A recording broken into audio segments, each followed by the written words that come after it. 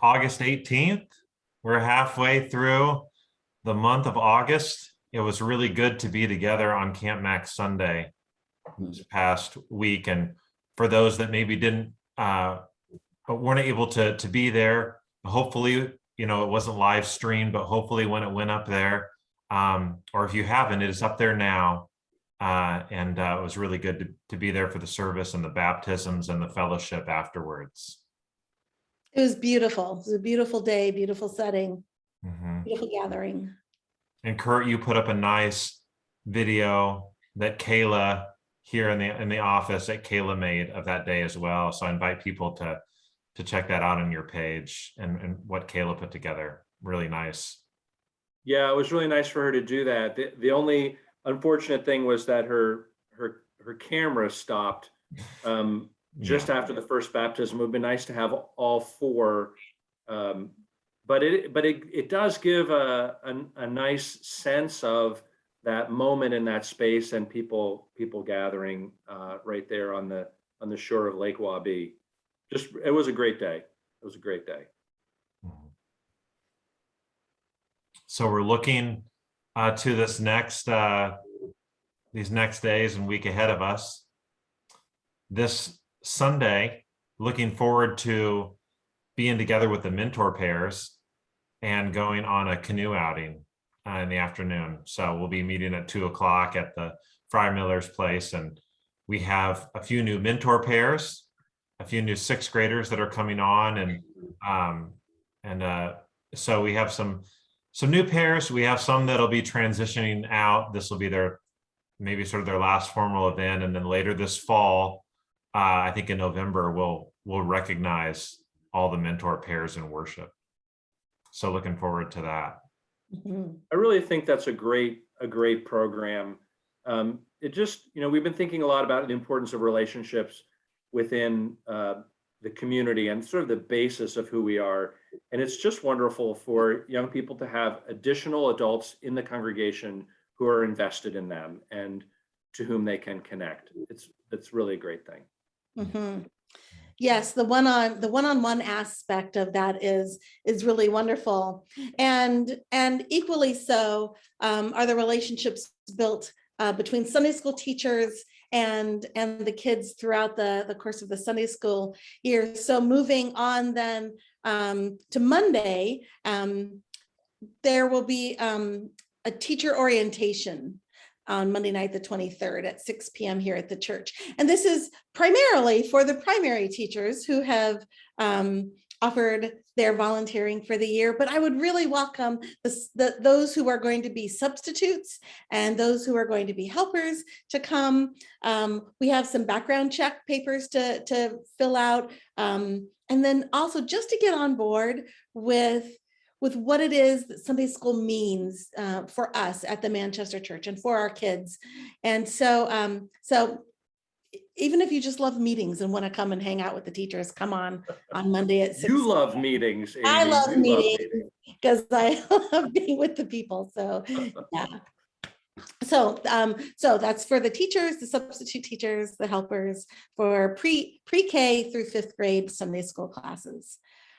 And then a really wonderful announcement for the Peace Patch preschool that I'm delighted to pass along on behalf of the director, Kathy Garber, is that our 3-year-old classroom has a new teacher, Wendy Urbaugh. And I'm so happy that Wendy is joining that staff and will be there for the kids. She has an amazing background that prepares her well for being a strong, caring, creative teacher for 3-year-olds in the preschool program.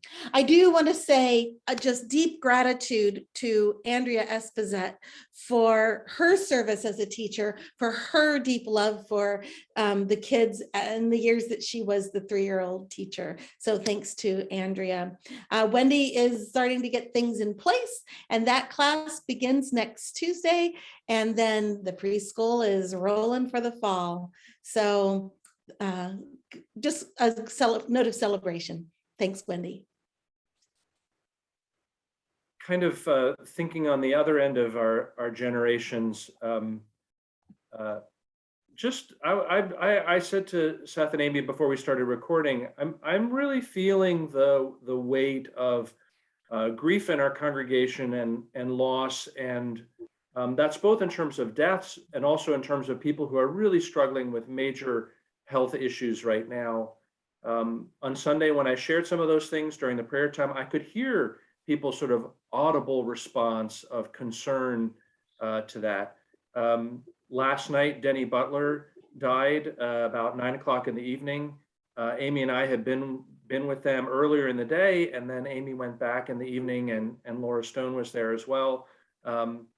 So, you know, we were able to be with them in care and concern and with Rosie. But it's just, you know, another and another and another. And I think we're feeling the weight of that, not just us as pastors, but the congregation. Somebody described it as feeling like there's waves of grief. And I wanted to just name that out loud. It's a heavy and hard time. It's the gift of being a congregation like this, in the sense that we are so close to each other, but it's also the pain when we move through times of loss and struggle. I would encourage you, as you receive concerns for prayer, as you hear these pieces of news, that you hold closely people who are struggling right now, but also touch your own grief, because we have to live into those spaces. It's the healthiest and best way to do it, to be honestly and openly with each other. I just want to name that, and just ask for your prayer and your closeness through this time. Hard. It's hard. And we'll be having a number of memorial services coming up, at least a couple in September, certainly early October, and we don't know what else is coming. So hold each other close. And yeah, maybe that's the best last thing to say. Hold each other close, and allow God to hold us close as well. Thank you for those words. Yeah. And I hope we have a good week, and I do look forward to being together on Sunday. It's always good. Mhm. All right, we'll see each other later. Okay. Bye. Bye.